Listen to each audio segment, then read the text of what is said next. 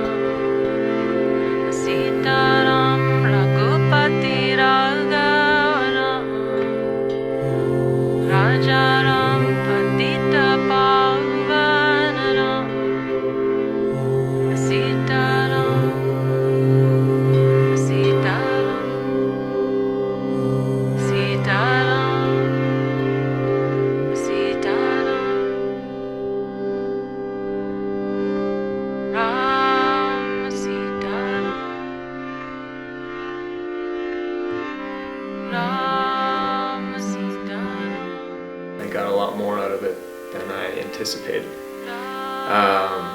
I guess starting with my first couple of ayahuasca ceremonies, I wasn't sure what to expect because everyone has different experiences.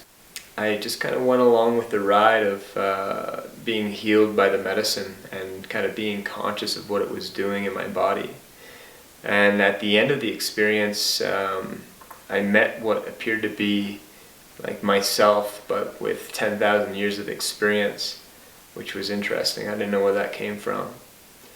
And the second ayahuasca ceremony, which was a couple nights, well, a day later,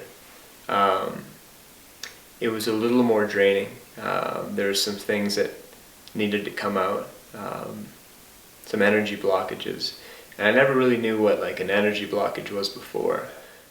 After the second ayahuasca ceremony, I really noticed that there's a lot more free-flowing energy, and it wasn't like on a physical level. It was definitely the energetic body, or the desire body, the mental body.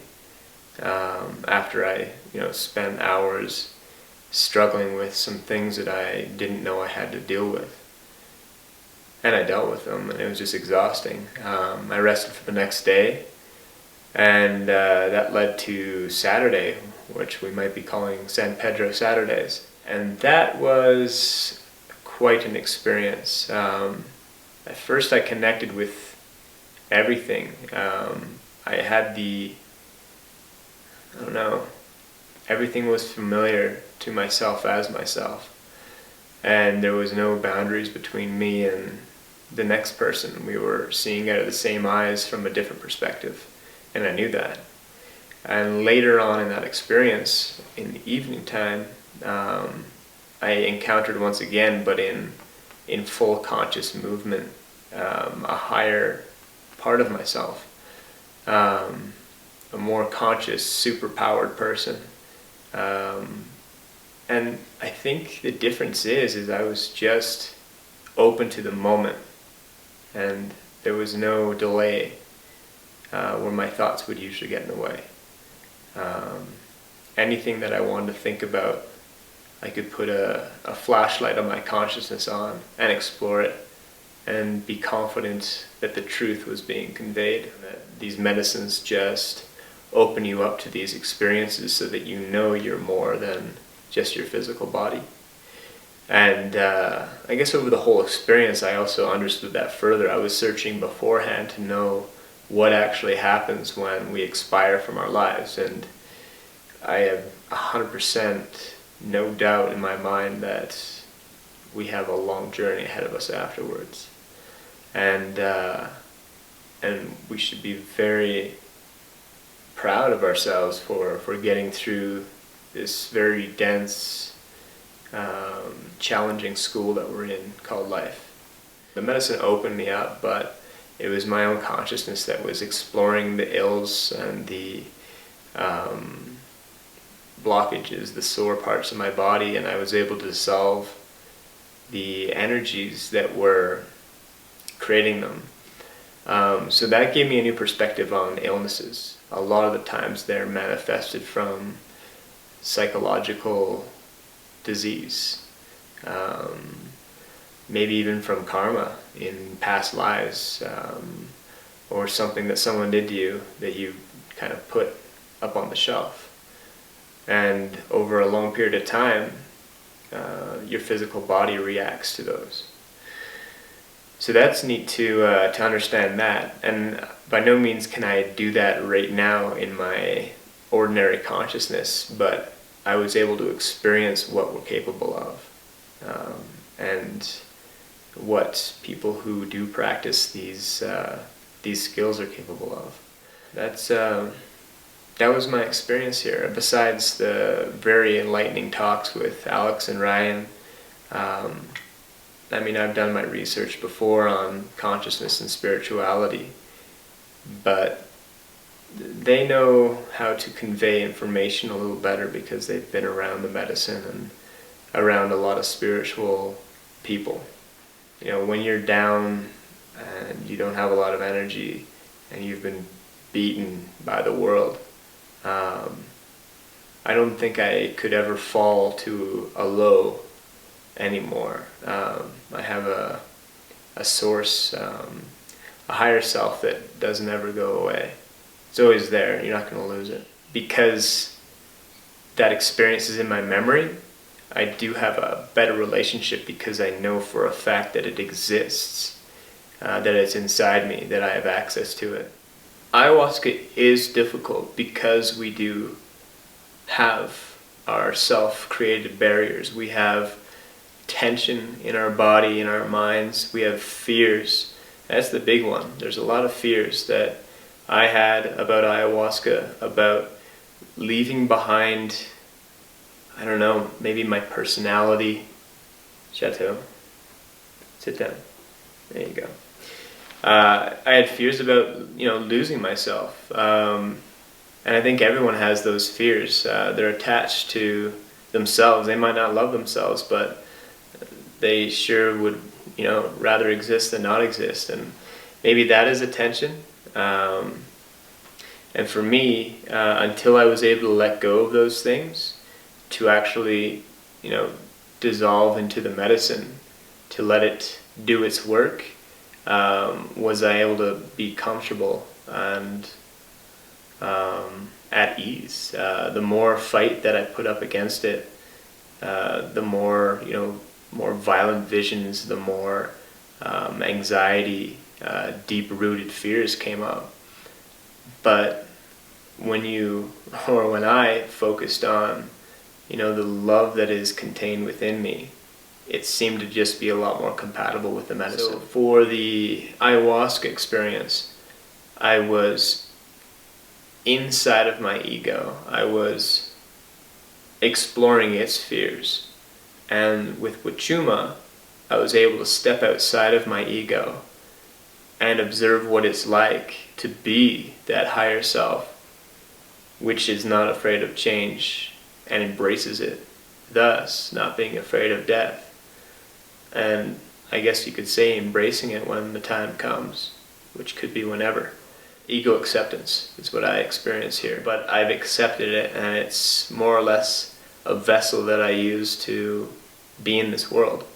I've learned more of how it works and what its needs are, and if I understand that, then I can move past its schedule, its desires, and be able to work as a spiritual being rather than an animal being, a Homo sapien, based on its desires and its stimulus. But in the same case, I'm going to take care of my ego and make sure that it gets what it needs, but it's not going to control me. I will control it. Jai Rama, Jai